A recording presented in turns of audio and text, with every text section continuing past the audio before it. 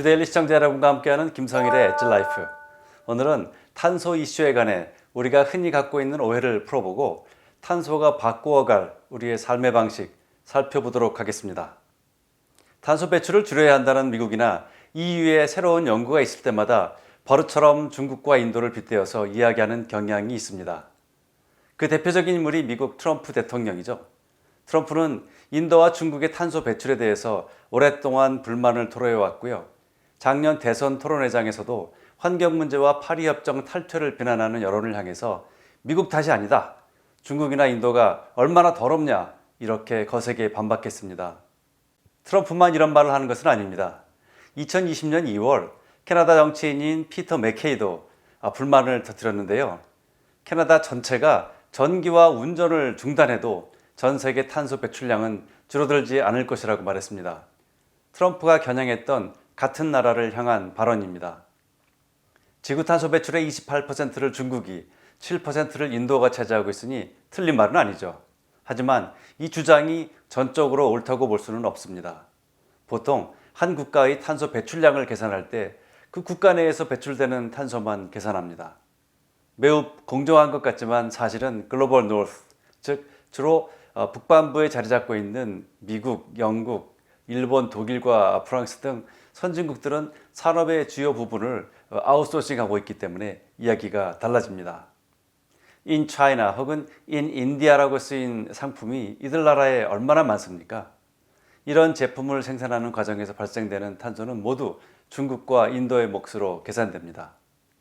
흥미로운 자료를 하나 보여드릴까요? 탄소 배출에 관한 정보 통합 및 탄소 제로 활동을 지원하는 온라인 국제단체인 글로벌 카본 아틀라스의 자료인데요. 첫 번째 지도는 각 나라에서 배출한 탄소 배출량을 표시합니다. 왼쪽의 미국, 오른쪽의 중국과 인도가 가장 많은 것이 보이시죠? 그런데 전력과 시멘트 생산에 사용된 화석연료에서 배출된 탄소량은 오른쪽의 중국보다 왼쪽의 미국이 더 많다는 것을 알 수 있고요. 무역에 따른 탄소 배출 규모는 미국과 유럽의 각 국가들이 압도적으로 높다는 것을 알 수 있습니다. 예를 들어서 2012년 중국이 생산해서 수출한 제품들이 발생시킨 이산화탄소는 16억 톤인데요. 이를 전적으로 중국만의 몫이라고는 보기 어렵다는 말입니다. 특히 철강 생산은 중국 이산화탄소 배출의 약 10%를 차지하고 있는데요. 전 세계에서 사용되는 철강의 절반이 중국에서 생산되고 있습니다. 결국 중국이 탄소 배출에는 선진국도 한몫하고 있다는 사실을 반증해 줍니다. 그러니 탄소 배출을 생산 분야에서만 보는 것도 한계가 있다는 주장도 일리가 있습니다. 중국과 인도를 비난하는 북구 선진국의 숨겨진 탄소 발자국을 찾아내는 또 하나의 요인은 막대한 해외 수입이라는 겁니다.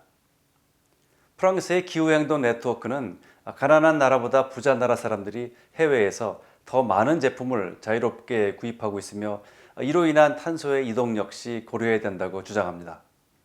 즉, 탄소 배출 문제를 국가나 산업적 차원의 문제로 보는 것보다 한 나라 시민들의 소비와 생활 방식을 기준으로 계산하는 것이 더 정확하다는 거죠. 이렇게 소비를 기반으로 하는 탄소 배출을 계산해 보면 중국과 인도의 탄소 부담이나 이들 국가를 향한 비난은 상당히 줄어들 겁니다. 사실 부끄럽지만 OECD 국가 중에서 1인당 탄소 배출량은 호주, 미국의 1, 2위 하고요. 이어서 룩셈부르크, 캐나다, 에스토니아, 그리고 우리가 6위입니다. 우리도 꽤나 탄소 낭비형 국민인 셈입니다.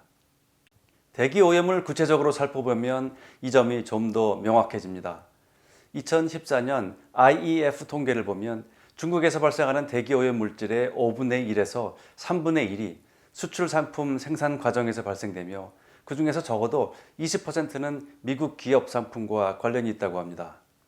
물론 중국이 여전히 화석연료로 공장을 돌리면서 전 세계 배출량의 4분의 1이나 되는 엄청난 산소를 만들어내고 있다는 점은 어떤 이유에서라도 간과할 수는 없습니다. 그들이 스스로 세계의 공장임을 자처하고 저렴한 제품의 생산과 수출을 위해서 화석연료를 마구 사용하고 있으니까요. 정리하자면 트럼프의 주장이 틀린 것은 아니지만 중국의 탄소 배출에는 미국이나 다른 선진국들의 책임도 있다는 거죠. 더구나 국민 1인당 탄소 배출량을 계산해 보면 인도와 중국의 국민들은 선진국 국민들에 비해서 미미한 수준의 탄소를 배출하고 있습니다. 더구나 인도는 기후 악당 국가로 불리기에는 억울한 점이 많습니다. 우선 인도는 파리협정에서 요구하는 탄소 제로와 관련해서 가장 이상적인 정책을 추진하고 있는 5나라 중 하나입니다. 중국, 미국, 독일에 이어서 세계 4위의 풍력 에너지 설비를 가동하고 있고요. 사용하고 있는 전기의 약 40%를 재생에너지에서 충당하고 있습니다. 이런 식으로 2005년도부터 탄소 배출을 21%나 줄였습니다. 나렌드라 모디 인도 총리는 곧 파리 협정이 요구하는 수준을 넘어설 것이라고 자신감을 보이기도 했습니다. 또한 수십 년 동안 기후변화와 환경 재앙을 겪어온 국민들을 중심으로 시작된 오랜 풀뿌리 환경운동도 매우 긍정적인 요인들이죠. 이들은 국내는 물론 국제적인 연대를 활발히 확대하면서요, 자국의 지도자들에게 변화를 촉구하고 있습니다. 아마존과 GM은 2040년까지 탄소 중립을 선포했습니다. 애플은 2030년까지 탄소 중립을 목표로 하고 있고요. 구글은 2007년도부터 탄소 중립을 지키고 있다고 주장하고 있는데요. 모든 생명은 어쩔 수 없이 탄소를 배출하며 살아갑니다. 아예 전기를 쓰지 않고 원시적인 삶을 산다고 해도요, 호흡이나 사소한 일상 속에서 매 순간 탄소 발자국이 남습니다. 그런데 내가 배출한 탄소량은 줄이고 한편으로는 숲의 조성이나 공학적인 방법으로 공기 중에 탄소를 흡수함으로써 제로화시키는 것을 탄소 중립이라고 합니다. 본인 스스로의 노력으로 부족하면 탄소 배출권 거래를 통해서 남이 이뤄놓은 탄소 감축량을 돈을 지불하고 사오는 것도 포함됩니다. 이걸 상쇄라고 합니다. 예를 들어서 집에 태양광 패널을 설치한다든지 전기 자동차를 구입하는 거죠. 아예 차를 버리고 자전거를 이용하거나 걸어서 다니면 더 효과적이죠. 나무 심기, 습지 복원 프로젝트에 기부를 하는 것도 상쇄의 한 방법입니다. 하지만 현재 세계 인구의 절반 이상이 도시에 살고 있고요. 더 많은 집, 더 많은 도로와 도시 기반 시설이 필요합니다. 탄소도 계속해서 늘어날 거고요. 인도의 주택 수요를 충족시키기 위해서는 매년 시카고 수준의 도시를 만들어야 한다는 통계도 있습니다. 도시개발은 기후변화에 치명적이죠. 현재 탄소 배출의 10분의 1에 육박하는 강철과 콘크리트가 더 많이 필요해진다는 뜻이기 때문입니다. 그래서 최근 주목을 받고 있는 움직임이 바로 목조, 고층 건물 건축입니다.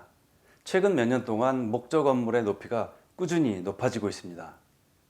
현재 최고 기록은 노르웨이의 숲에서 공급된 목재로 지은 85m 높이의 레지던스 호텔인데요. 2019년 3월에 완공됐습니다. 총 18층인 이 목조 빌딩 안에는 29세대의 아파트를 비롯해서요, 수영, 호텔, 그리고 멋진 식당들이 들어서 있습니다. 하지만 시카고에 들어설 228m의 목조 빌딩이 완공되면 세계 최고라는 명예를 넘겨줘야 할 듯한데요. 건축에 있어서 목재는 철강과 콘크리트를 대체할 수 있는 가장 유망한 자재입니다. 그런데 이 목재는 우리가 흔히 알고 있는 그런 목재가 아니라 건축공학적으로 재가공된 목재입니다.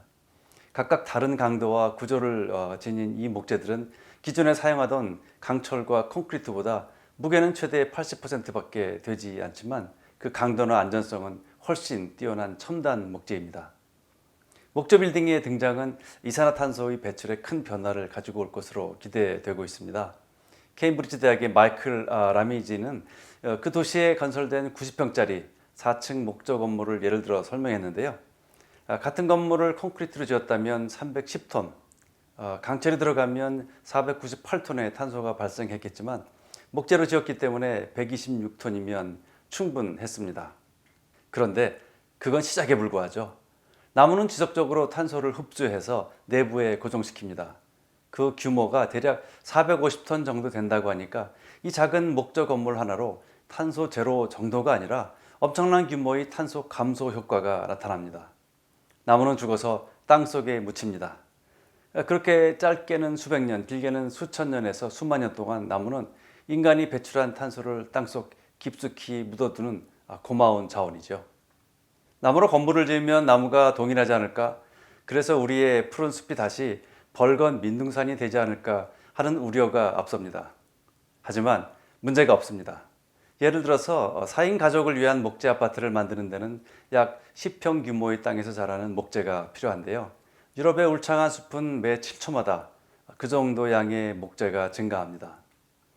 우리나라에서도 적절한 수위를 정해서 충분히 성장한 목재를 사용하고요. 다시 조림을 하면 충분히 가능한 일이고요. 목조 주택의 활성화는 산림자원의 지속가능한 이용 철학에 딱 부합되는 정책입니다. 여러 목재를 매 30년마다 벌채해서 건축재로 쓴다면 지역경제도 살고 일자리도 생기는 거죠. 당연히 탄소도 현저히 줄어들고요. 아이들이 나무로 지은 집에서 자란다고 생각해 보세요. 이런 게 진정 자연 친화적인 일자리 창출인 겁니다. 특수 가공된 목재는 불에도 강합니다.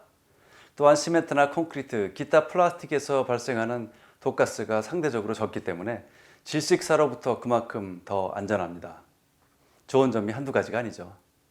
한때 일본 규슈에서는 일정 규모 이하의 공공건물을 무조건 목조로 하라는 조례도 있었는데요. 고층 빌딩이 아니라면 대형 건설업체도 필요 없고요. 웬만한 민간 건축업체들도 4층까지는 공학적으로 전혀 문제 없이 지을 수 있다고 합니다. 목재나 흙으로 지은 집에서 살고 싶지만 화재 등의 안전 문제 때문에 망설였던 시대는 지났습니다. 지구온난화 시대에 탁월한 첨단 기술과 만난 목재가 더욱 건강하고 더욱 친환경적인 도시의 가능성을 열어가고 있습니다. 감사합니다.